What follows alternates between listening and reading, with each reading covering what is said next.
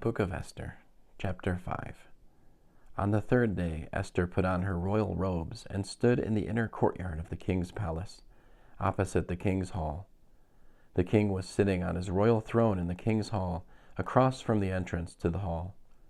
When the king saw Esther the queen standing in the courtyard, she won his favor. So the king extended the gold scepter in his hand toward Esther. Esther approached and touched the tip of the scepter. "What is it you want, King Esther?" The king asked her. "Whatever you request, up to half the kingdom, it will be given to you.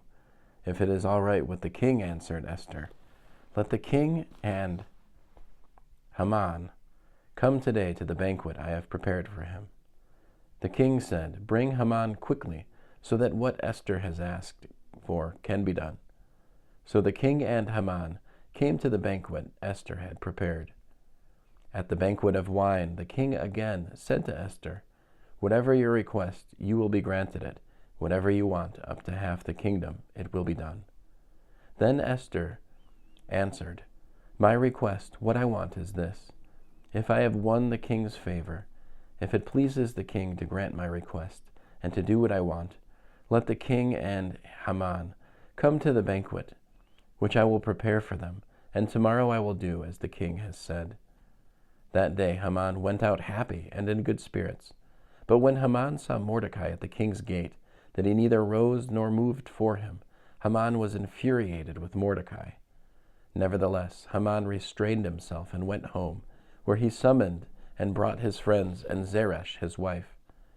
Haman boasted to them about his vast wealth, his many sons, and everything connected with how the king had promoted him and given him precedence over the other officials and servants of the king.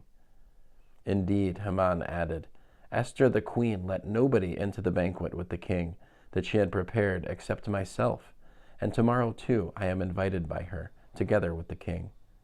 Yet none of this does me any good at all, as long as I keep seeing Mordecai the Jew remaining seated at the king's gate." At this, Zeresh his wife and all his friends said to him, "Have a gallows 75 feet high constructed, and in the morning speak to the king about having Mordecai hanged on it. Then go in and enjoy yourself with the king at the banquet." Haman liked the idea, so he had a gallows made. End of Esther, Chapter 5.